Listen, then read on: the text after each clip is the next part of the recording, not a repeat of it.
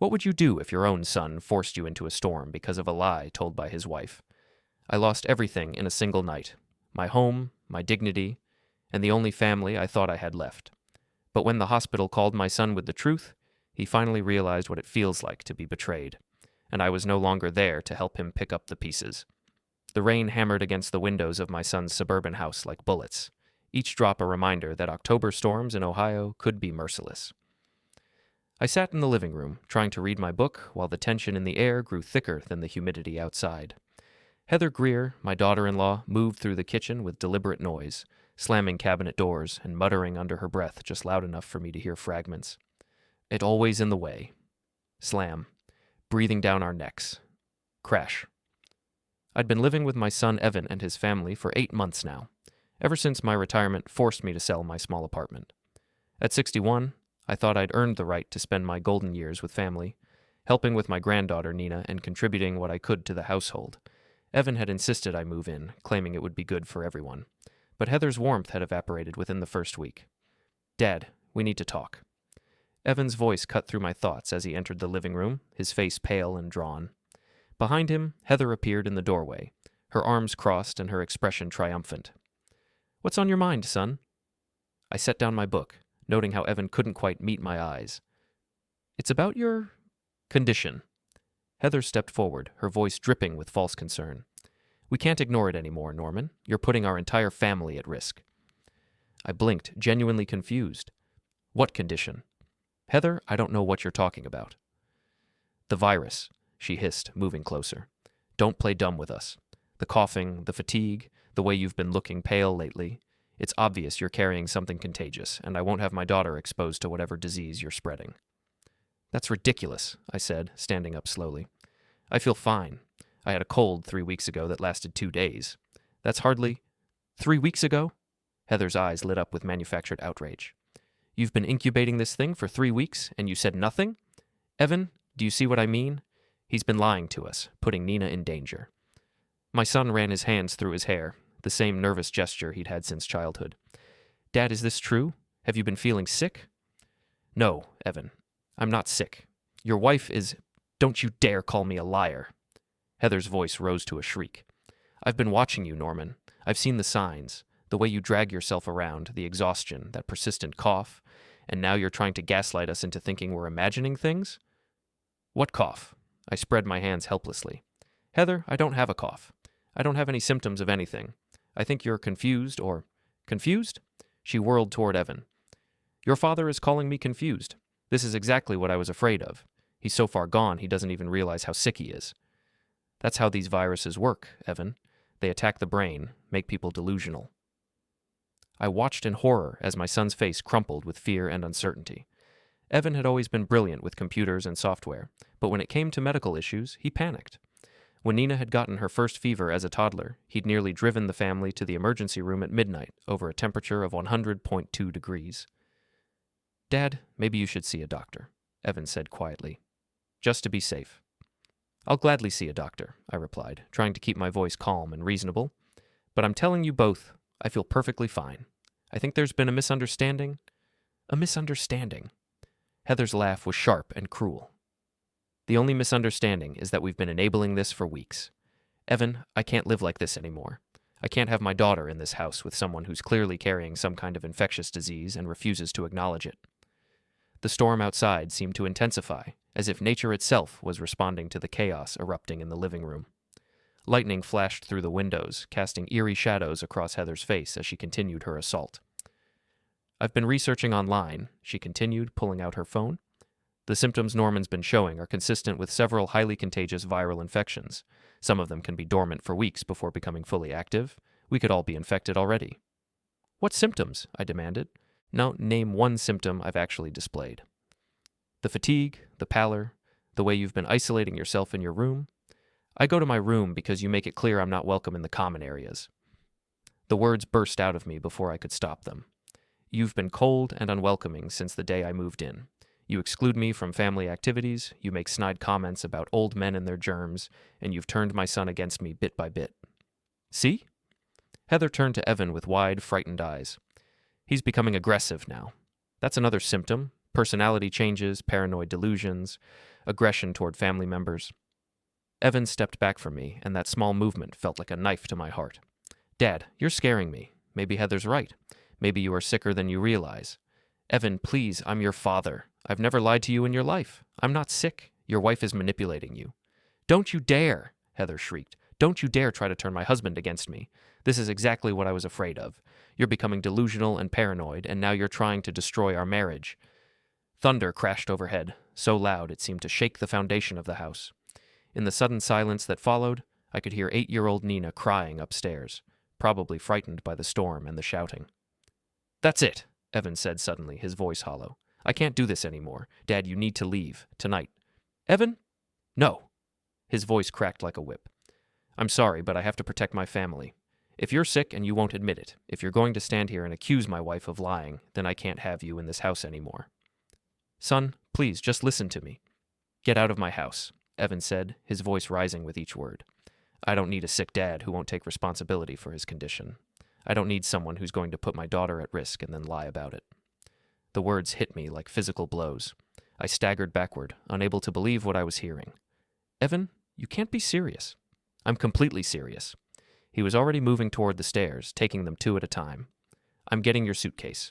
You're leaving tonight. In this storm? I called after him. Evan, it's dangerous out there.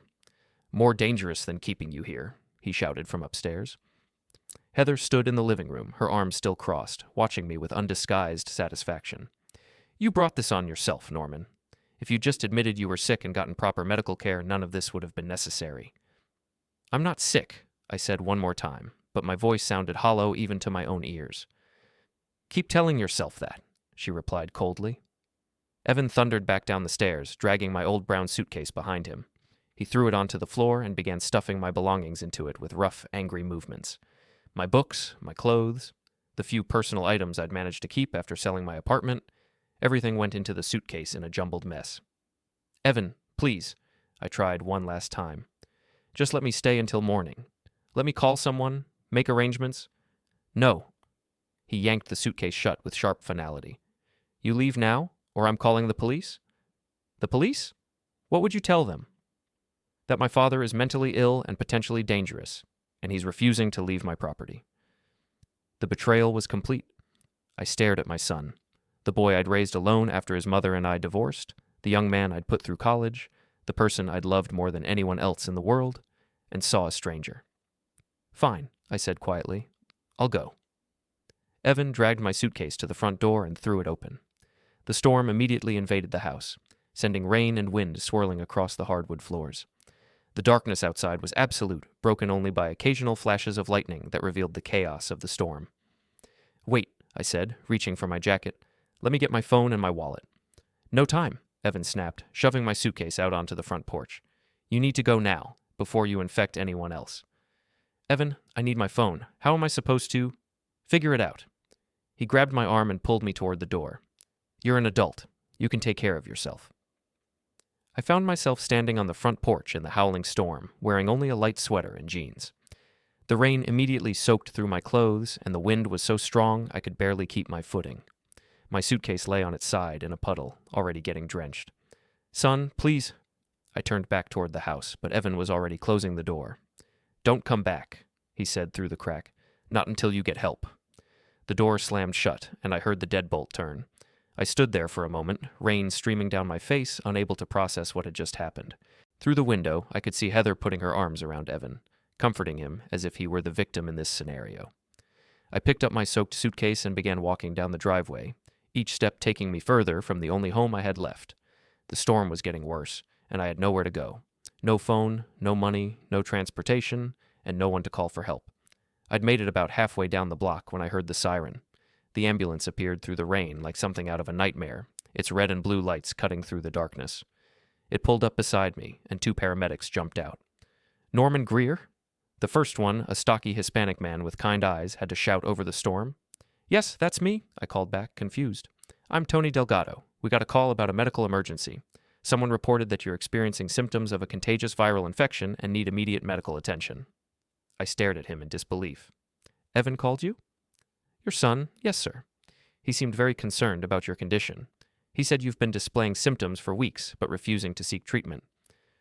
"That's not true," I said, but Tony was already guiding me toward the ambulance. "Sir, let's get you out of this storm, and we can sort everything out at the hospital. Your son mentioned that you might be confused or disoriented, so we're going to take good care of you." "I'm not confused," I protested, but they were already helping me into the back of the ambulance. "I'm not sick. My daughter-in-law made the whole thing up."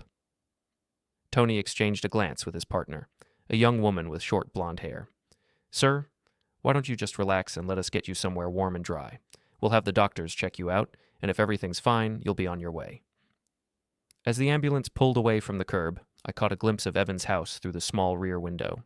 He was standing in the doorway, watching us leave. For a moment, I thought I saw regret in his posture, but then Heather appeared beside him and pulled him back inside. The ambulance ride felt like a dream, or a nightmare. The paramedics were professional and kind, but I could see the confusion in their eyes. I didn't look sick, I wasn't displaying any obvious symptoms, but they'd been called by a concerned family member, and they had protocols to follow. "Has your son mentioned any specific symptoms he's observed?" the female paramedic asked, checking my vital signs. "No, because there aren't any," I replied. "My daughter-in-law has been trying to get rid of me for months. This is just her latest attempt."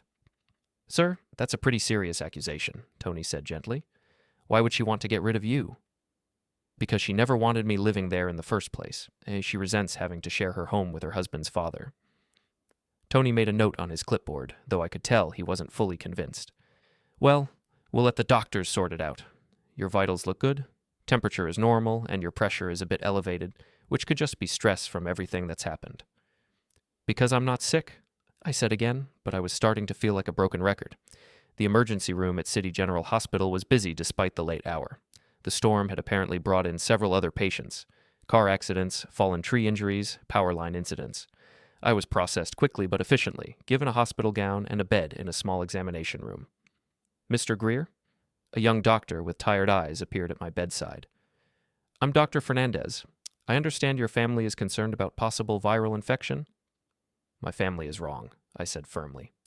"Doctor, I feel perfectly fine. I have no symptoms of any illness. My daughter-in-law has been trying to get me out of the house for months, and this is her latest scheme." Dr. Fernandez frowned and consulted his chart. "Your son was quite specific when he called. He mentioned persistent cough, fatigue, pallor, and possible confusion or disorientation. None of which I actually have." "Well, let's take a look." He began a basic examination, checking my throat, listening to my lungs, examining my eyes. "I have to say, Mr. Greer, you don't present any obvious signs of illness. Your lungs are clear, no fever, no visible symptoms of viral infection." "Because I don't have a viral infection. However," Dr. Fernandez continued, "given the family's concerns and the specific symptoms they've reported, we're going to need to run some tests. It's possible you could be in the early stages of something or carrying a virus asymptomatically." I sighed, exhausted by the whole ordeal. "Fine.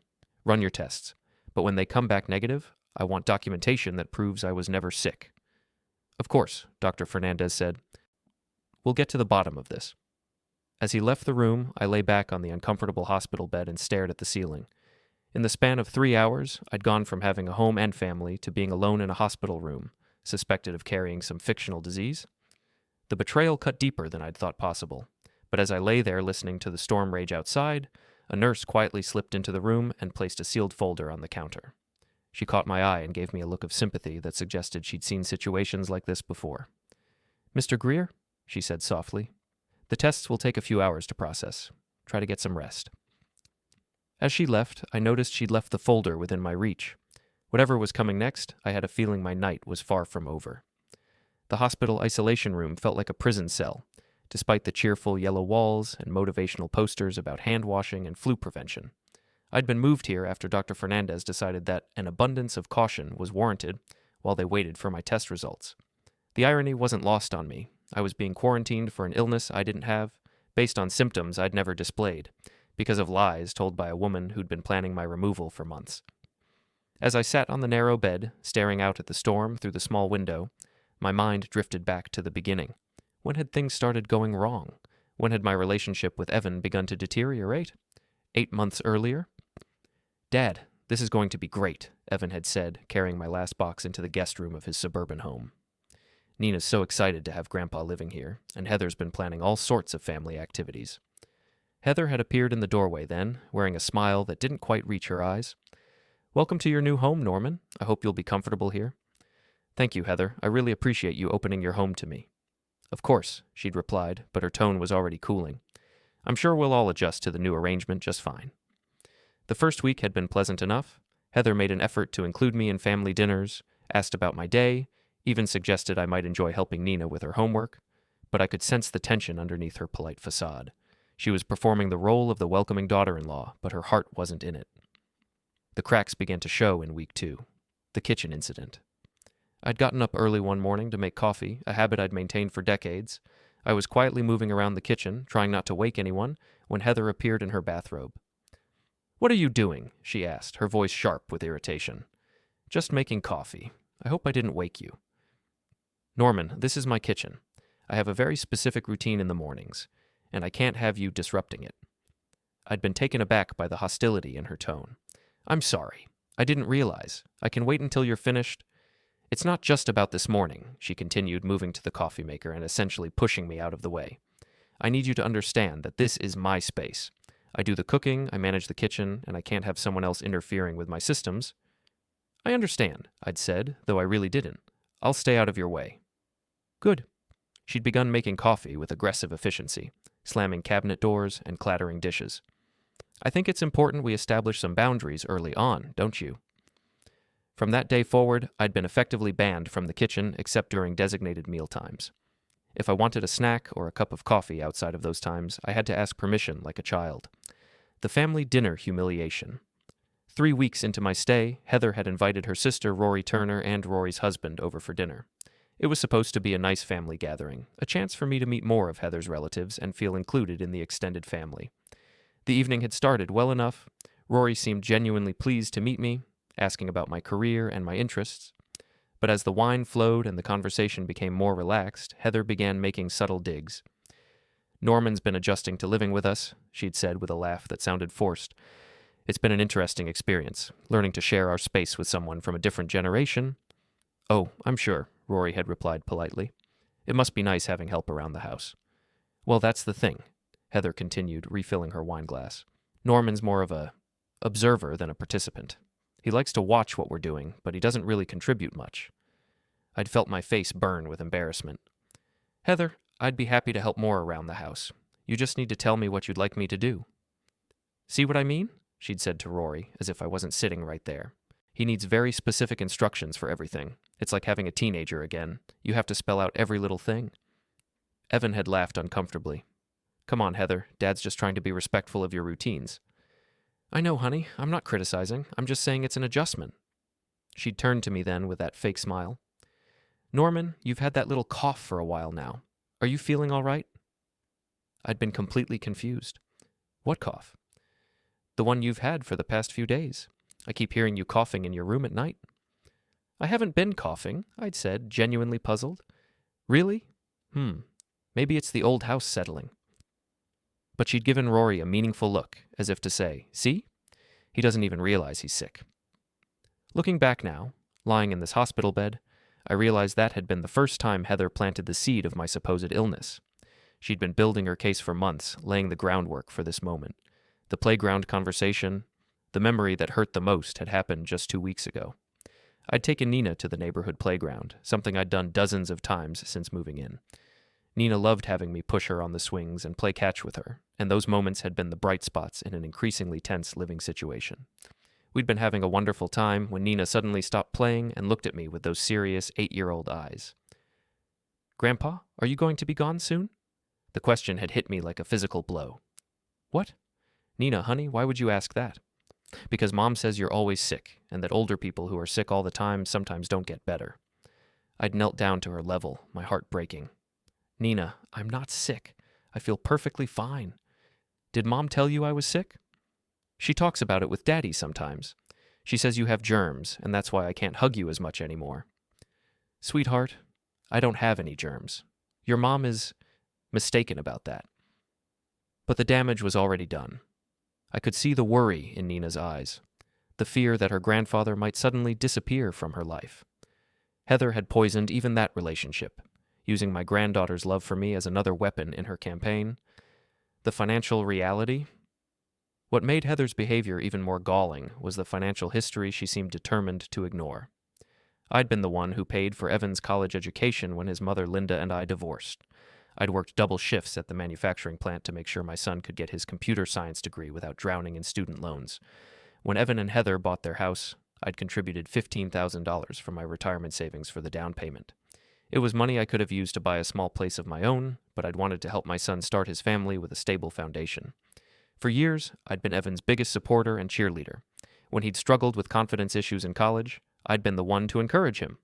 When he'd been laid off from his first job, I'd helped him financially until he found something better.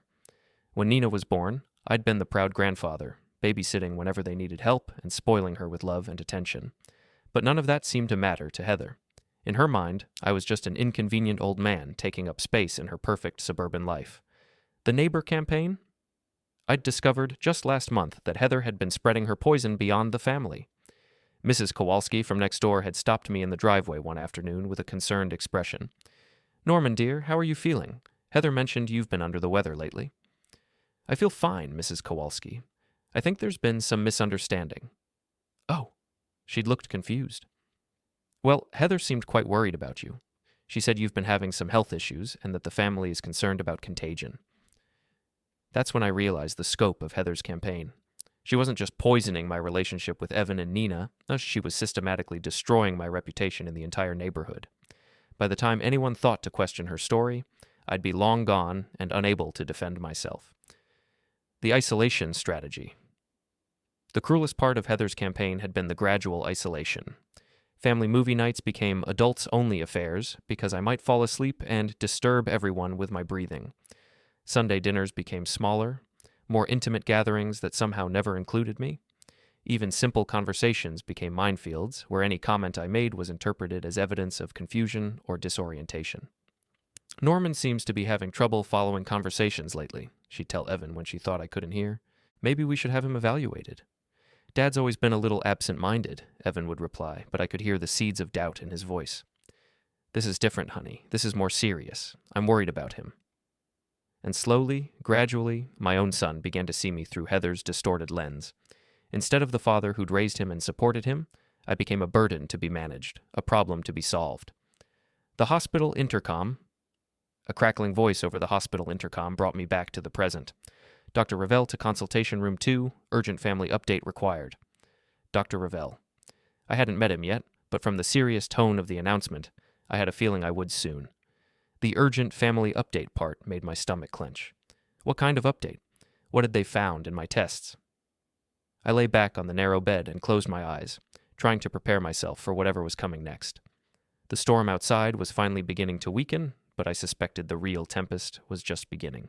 Whatever those test results showed, I had a feeling my life was about to change again. The question was whether it would be for better or worse. Dr. Justin Ravel entered my isolation room with the measured stride of someone who'd delivered difficult news many times before. He was younger than I'd expected, probably in his early 40s, with kind but serious eyes behind wire-rimmed glasses. He carried a thick folder and wore the expression of a man who'd just discovered something unexpected.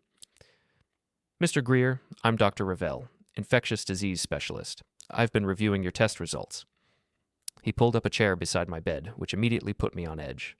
Doctors who delivered good news usually remained standing. "Doctor, before you say anything, I want you to know that I feel perfectly fine. Whatever my family told you about my symptoms..." "Actually, Mr. Greer, that's part of what I want to discuss with you." He opened the folder and pulled out several sheets of lab results. "Your family reported a very specific set of symptoms: persistent cough, fatigue, pallor, and possible confusion. They were concerned about viral transmission." "None of which I actually have." "Correct." Dr. Ravel's expression was carefully neutral. "In fact, your viral panels came back completely negative. No influenza, no COVID variants, no respiratory syncytial virus, no adenovirus. You're not carrying any contagious viral infection." Relief flooded through me.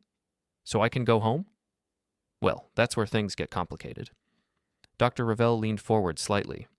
"While we were running the viral panels, we also carried out some routine lab tests. It's standard procedure for someone your age who comes in reporting fatigue and other whole-body symptoms."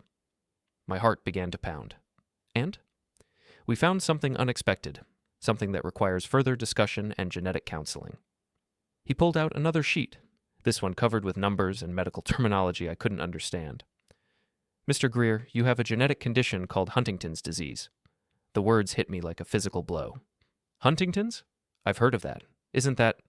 It's a hereditary neurological disorder, Dr. Ravel explained gently. It affects movement, cognition, and emotional regulation. The symptoms typically don't appear until middle age, which is why it often goes undiagnosed for years. But I don't have any symptoms, I protested. Actually, you're in the very early stages. The genetic markers are clear, and there are some subtle signs that might not be obvious to you yet. Slight changes in coordination, minor mood fluctuations, occasional cognitive lapses that might seem like normal aging. I thought about the times over the past year when I'd felt slightly off balance, when I'd struggled to find words, when I'd felt more irritable than usual. I'd attributed it all to the stress of retirement and the difficult living situation with Heather. How bad is it? The progression varies from person to person, but I won't lie to you, it's a serious condition. However, there are treatments that can slow the progression and manage symptoms. The important thing is that we caught it early. Doctor, you said it was hereditary.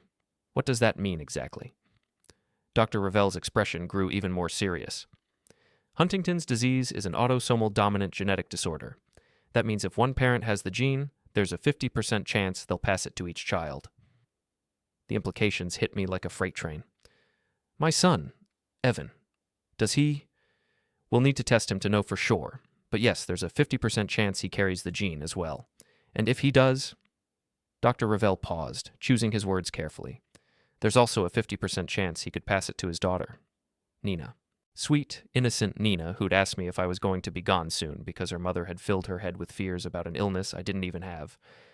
Nina, who might actually be at risk because of a very real genetic condition that had nothing to do with contagious viruses. Mr. Greer, I need to ask you some questions about your family medical history. Do you know if either of your parents showed signs of neurological decline?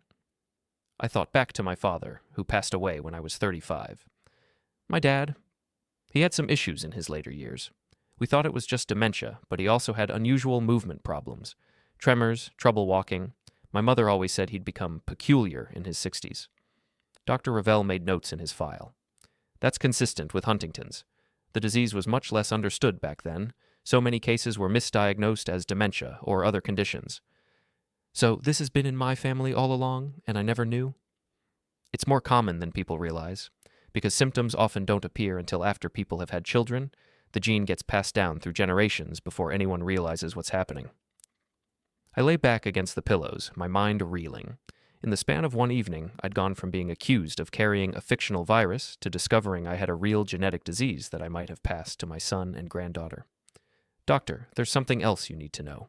The reason I'm here tonight, my family didn't call for medical help because they were genuinely concerned about my health. My daughter-in-law has been trying to get rid of me for months. She made up the story about me being sick with a contagious virus. Dr. Ravel frowned. That's a serious accusation, Mr. Greer. It's the truth. She's been systematically poisoning my relationship with my son, spreading lies about my health, and isolating me from the family. Tonight was just the culmination of months of psychological warfare. If that's true, then we have a very delicate situation here. Dr. Ravel closed the folder and looked at me directly. Because regardless of the circumstances that brought you here, your son and his family need to be informed about this genetic condition. It affects all of them. I understand that, Doctor. But I need you to understand something, too. My son threw me out of his house tonight in the middle of a storm because his wife convinced him I was dangerously ill.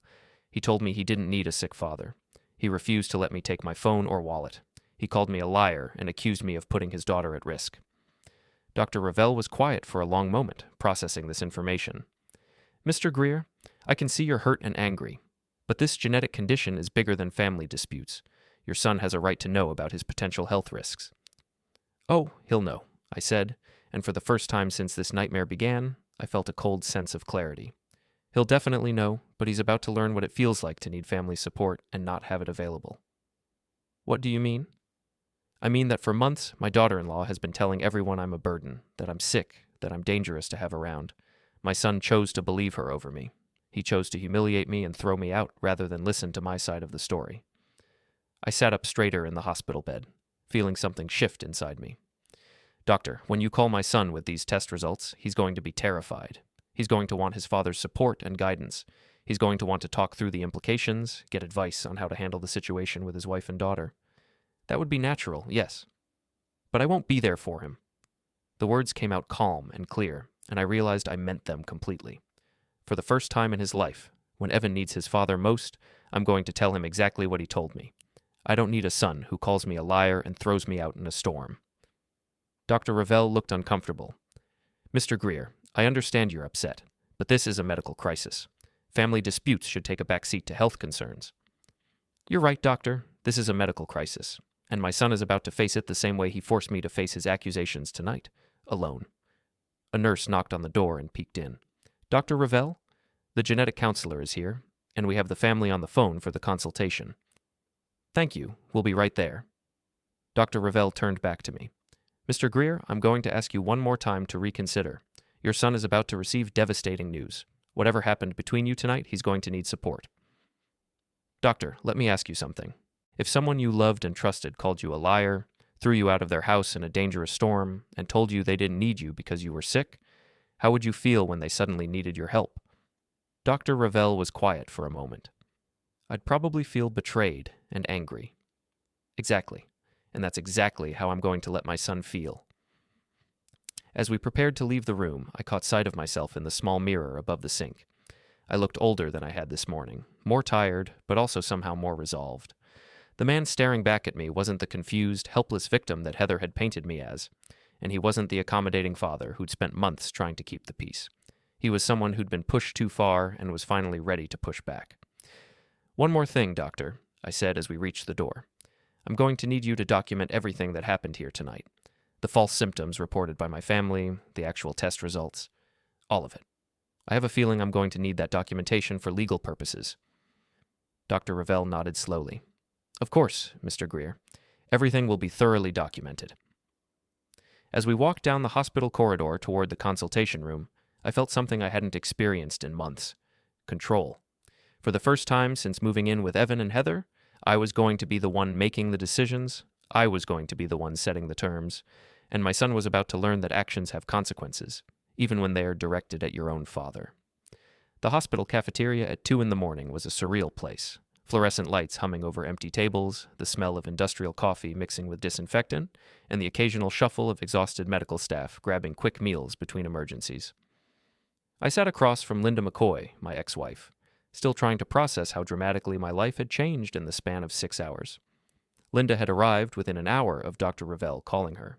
She'd been my emergency contact for years, a remnant from our marriage that we'd never bothered to change. When the hospital reached out to notify her about my condition, she'd driven through the storm without hesitation. I can't believe Evan did this to you, she said for the 3rd time, her hands wrapped around a cup of coffee that had long since gone cold.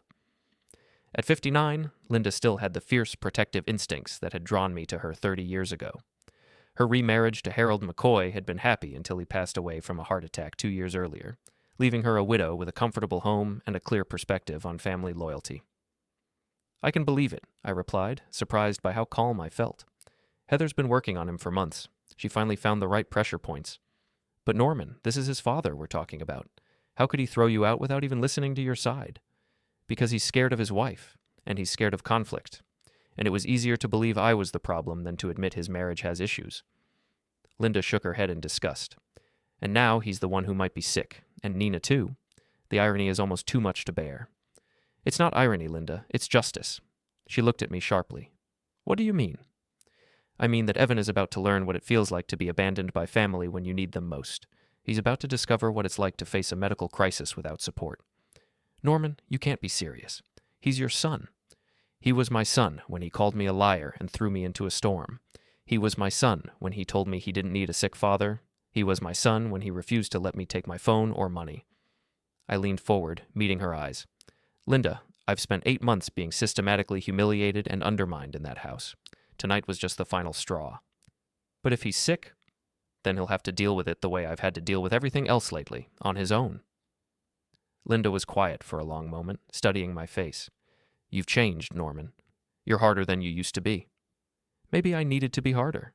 Maybe I've been too accommodating, too willing to accept disrespect for the sake of keeping peace. And what about Nina? She's just a child. If she inherited this gene... Nina is Evan and Heather's responsibility. They made it very clear tonight that I'm not welcome in their family. I'm simply respecting their wishes. Linda reached across the table and took my hand. Norman, come home with me. Stay as long as you need to. We'll figure out the medical stuff together, and you can take time to decide how you want to handle things with Evan. Are you sure? I don't want to impose. Impose? She laughed, but there was no humor in it. Norman, you helped me through my divorce from Harold's alcoholism before we got back together. You were there when I was diagnosed with breast cancer 3 years ago, even though we'd been divorced for decades. You think I'm going to abandon you now? Thank you, I said simply, feeling genuinely grateful for the first time in months. Besides, Linda continued, her voice taking on a harder edge, I've been wanting to give Evan a piece of my mind for years. Heather's been poisoning him against everyone who knew him before she came along. It's about time someone held him accountable. Dr. Ravel appeared at our table, looking exhausted but professional. Mr. Greer, we've completed the family consultation. Your son and daughter-in-law have been informed about the genetic condition and the need for testing. How did they take it? Linda asked. About as you'd expect. Shock, fear, lots of questions about symptoms and progression. They're coming in tomorrow morning for genetic counseling and testing. And they asked about Norman, I assume? Linda's voice was carefully neutral. Dr. Ravel glanced at me before answering. Mr. Greer's son did ask to speak with him. He seemed quite distressed and wanted to apologize for the events of this evening. What did you tell him? I asked. I told him that you were receiving appropriate medical care and that any family communication would need to be arranged through proper channels. Which means? Which means that if you don't want to speak with him, you don't have to. Patient autonomy includes the right to control family contact, especially in cases where there may have been abuse or neglect. Linda raised an eyebrow. Abuse or neglect? Forcing an elderly family member out of the house during a storm without resources or communication devices could certainly be classified as elder abuse, Dr. Ravel explained, especially when it was based on fabricated medical concerns. I felt a cold satisfaction at hearing my situation described in those terms. Doctor, I want all of this documented. The false symptoms reported by my family, the actual test results, the circumstances of my admission tonight. Everything. It's already being documented, Mr. Greer. Hospital policy requires thorough records in cases like this. Cases like this? Family disputes involving medical manipulation. Unfortunately, we see it more often than you'd think. Adult children trying to have elderly parents committed or hospitalized, spouses making false medical claims, that sort of thing. Linda's expression darkened. So Heather's behavior isn't unusual? The specific tactics vary, but the underlying pattern is fairly common. Someone wants an elderly family member removed from the home, so they manufacture a medical crisis to justify it. And what usually happens? I asked. It depends on the family dynamics and whether the elderly person has support systems in place. In your case, Mr. Greer, you're fortunate to have someone like Ms. McCoy advocating for you. What about legal recourse? Linda asked. Dr. Ravel hesitated. That's outside my area of expertise, but I can tell you that we're required to report suspected elder abuse to the appropriate authorities. Whether you want to pursue that avenue is entirely up to you. I thought about this for a moment. The idea of legal action against Evan and Heather was both appealing and exhausting, but it might be necessary to protect myself from future manipulation. I'd like to speak with someone about my legal options, I said finally. The hospital social worker can connect you with appropriate resources. I'll have Ayla Brooks stop by before you're discharged. As Dr. Ravel left, Linda and I sat in silence for a few minutes, processing everything that had happened. The cafeteria was starting to show signs of the morning shift change, with new staff arriving and the overnight crew beginning to wind down. Norman, Linda said finally, I need to ask you something, and I want an honest answer. Okay. Are you doing this for justice, or are you doing it for revenge? I considered the question carefully. Does it matter? It might. Justice is about making things right. Revenge is about making people hurt. They're not the same thing. Maybe they are in this case.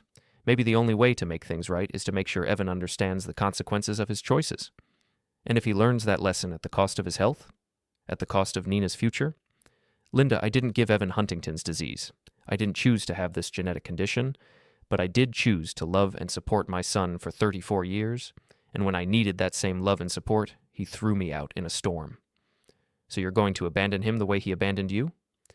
I'm going to give him exactly what he said he wanted, a life without his sick father. Linda was quiet for a long moment. I can't say I blame you, Norman, but I hope you're prepared for the possibility that this decision might be permanent. If you cut him off now while he's facing this diagnosis, he might never forgive you. Good, I said, and meant it. Then we'll be even. My phone, Linda's phone actually, since mine was still at Evan's house, buzzed with a text message.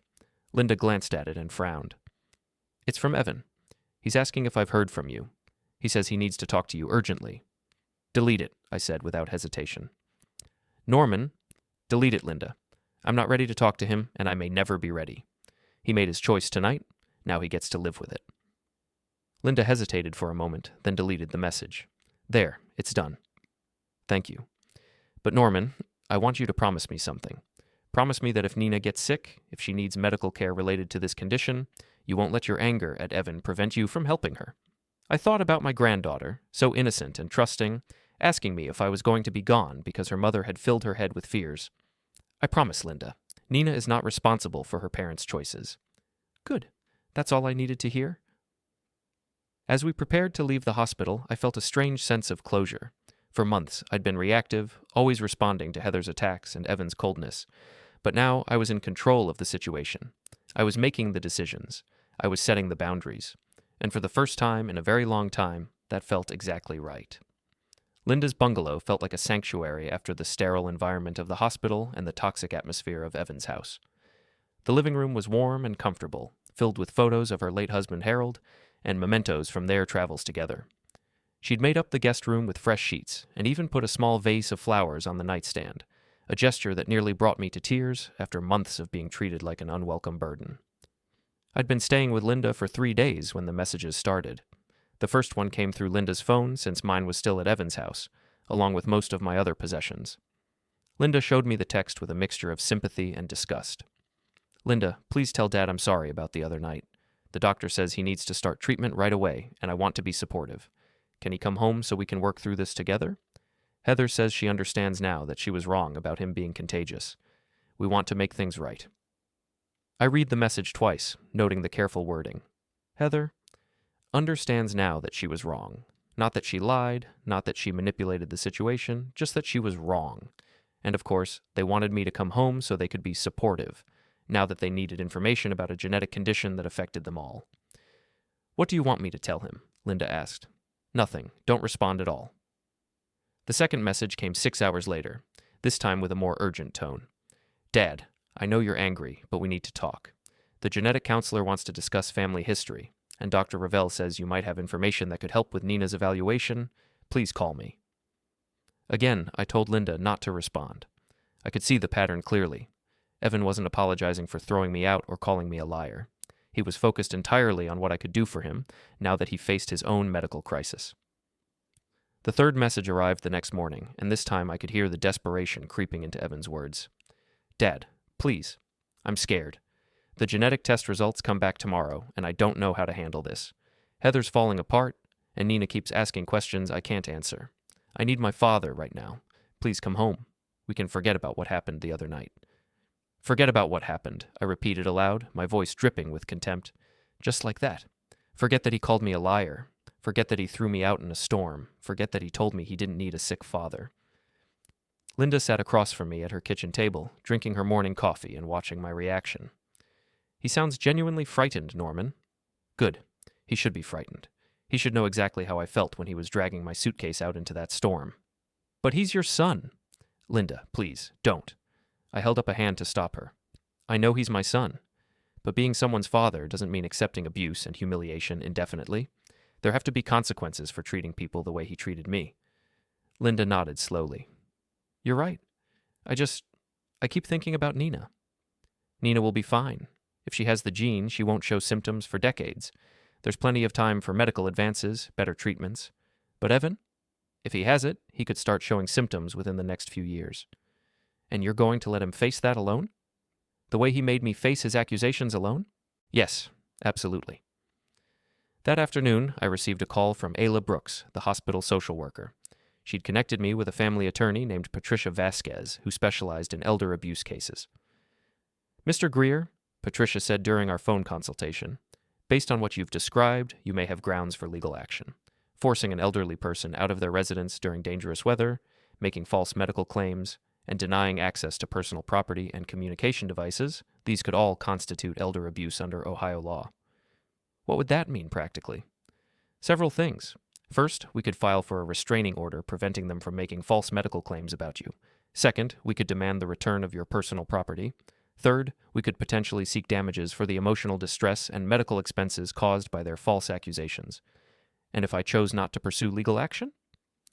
That's entirely your choice. But I'd recommend at least documenting everything that happened in case they try to manipulate the situation again in the future. They're not going to have the opportunity to manipulate me again, I said firmly. Mr. Greer, I have to ask, are you planning to maintain no contact with your son indefinitely? That depends entirely on whether he's willing to take full responsibility for his actions and make genuine amends. So far, his messages have focused on what he needs from me, not on acknowledging the harm he caused. That's not uncommon in these situations. People often don't understand the full impact of their actions until they face consequences. After ending the call with Patricia, I felt more confident in my decision. I wasn't being vindictive or unreasonable. I was protecting myself from further abuse and setting appropriate boundaries. The fourth message from Evan arrived that evening, and this time Linda showed it to me with obvious reluctance. Dad, I got the test results. I have the gene. Dr. Ravel says I could start showing symptoms within 5 to 10 years. I'm terrified. Heather is barely speaking to me. I think she's planning to leave. Nina doesn't understand what's happening. I need you, please. I read the message 3 times, feeling a complex mixture of emotions. Sadness for my son's diagnosis, satisfaction that he was finally experiencing the fear and isolation he'd inflicted on me, and a cold determination not to rescue him from the consequences of his choices. Norman, Linda said gently, he's going to lose everything. His health, possibly his wife, maybe even his relationship with Nina if Heather gets custody and moves away. Yes, he is. And when that happens, he'll know exactly how I felt when he threw me out of his house with nothing. But you could help him. You could be the stable, supportive presence he needs during this crisis. I could, I agreed. But I won't. He made it very clear that he didn't need a sick father. Well, now he is the sick father, and he can figure out how to handle it on his own. The 5th message came at 2 a.m, and Linda woke me up to show it to me because she thought it might be an emergency. Dad, Heather filed for divorce today. She's taking Nina and moving back to her mother's house in California. She says she won't risk Nina being exposed to the gene. The lawyer says I might not get custody because of my condition. I'm losing my daughter. Please help me. I stared at the message for a long time, thinking about Nina and the pain she must be experiencing as her family fell apart around her. But then I remembered her question at the playground. Grandpa, are you going to be gone soon because Mom says you're always sick? Heather had poisoned that innocent child's mind against me, and now she was using Nina as a weapon against Evan just as she'd used her against me. The cycle of manipulation was continuing, but this time Evan was the target instead of me. I'm sorry for Nina, I said finally, but this isn't my problem to solve. Norman, Linda, stop, please. I know you think I'm being cruel, but I need you to understand something. For 8 months, I watched Heather systematically destroy my relationship with my son and granddaughter. I watched her lie about me, manipulate situations to make me look bad, and poison everyone against me. And Evan let it happen. He chose to believe her lies over my truth. But now he knows she's a liar. Now he knows she's a liar because her lies are affecting him, but he never questioned her lies about me. He never stood up for me. He never gave me the benefit of the doubt.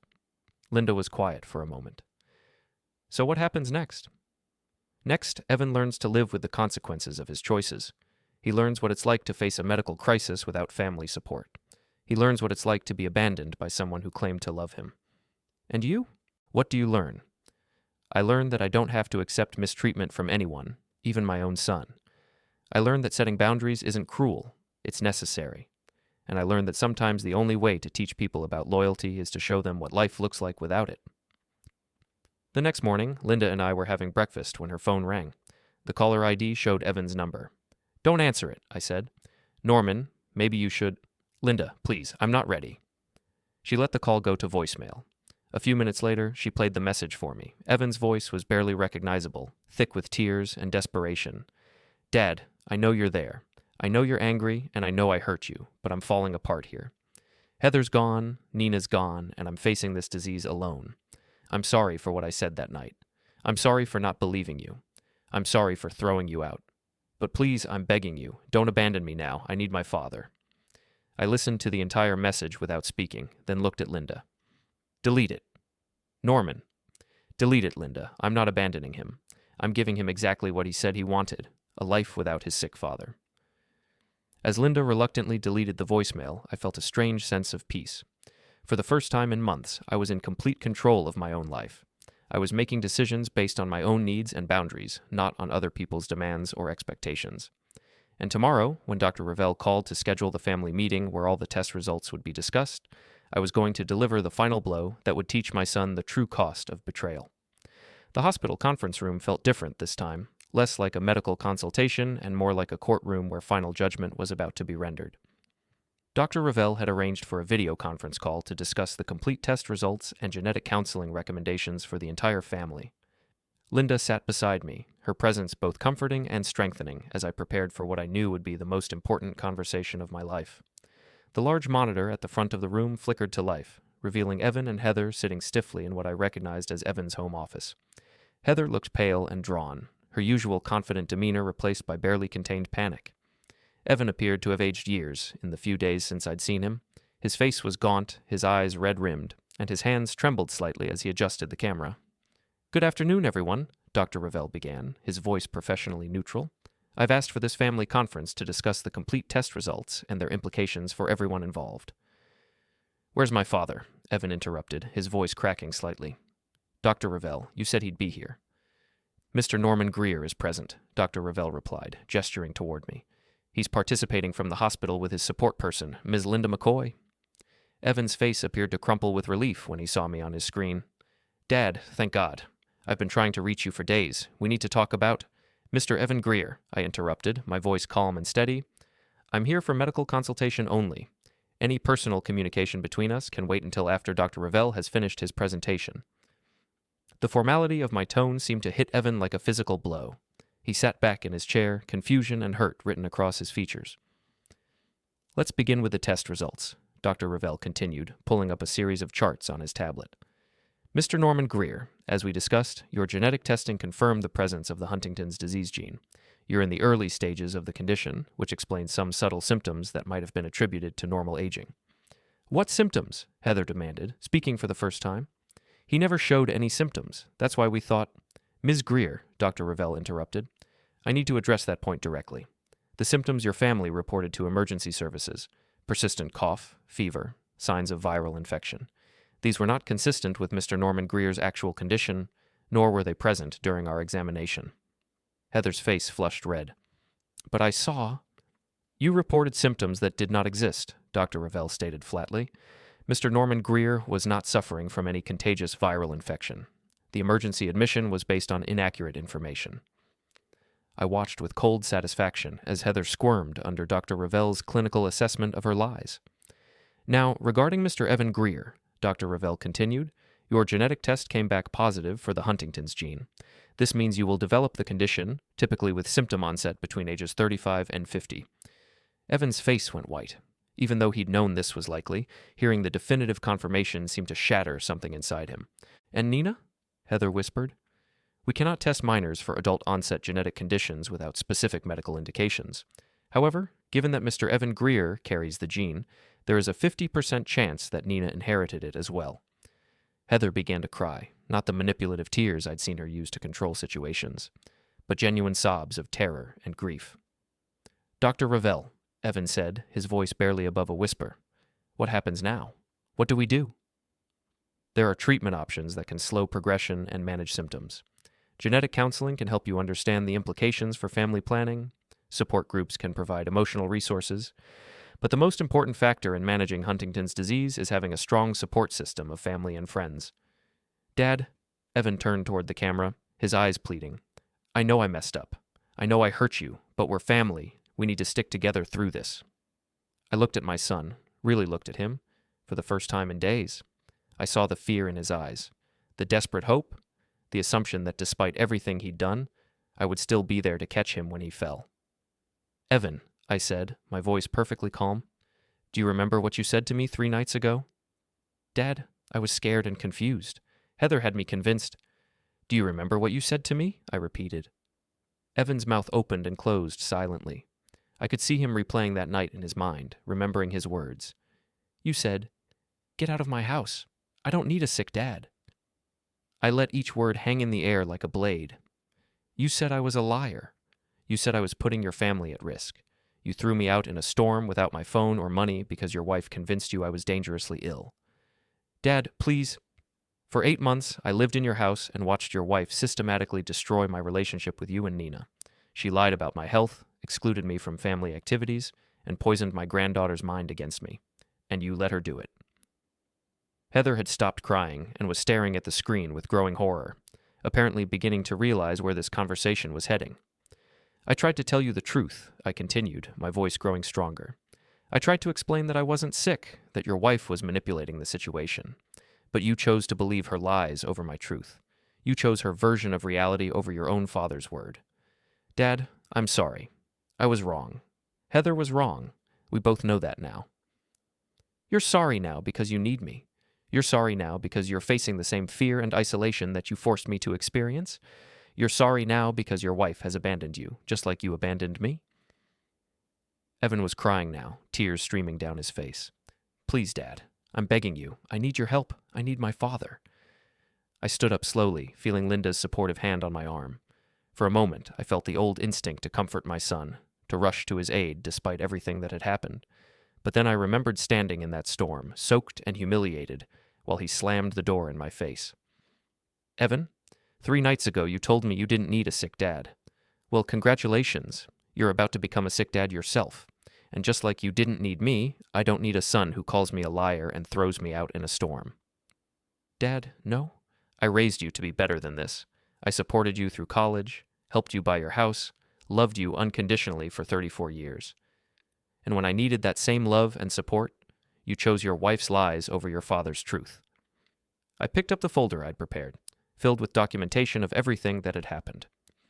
Dr. Ravel, I'm formally requesting that all future medical communications regarding my condition go through Ms. McCoy.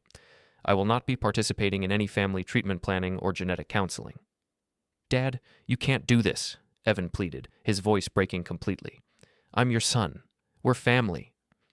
You were my son when you threw me out of your house. You were my son when you called me a liar. You were my son when you told me you didn't need a sick father. I looked directly into the camera, making sure he could see the finality in my eyes. You made your choice, Evan.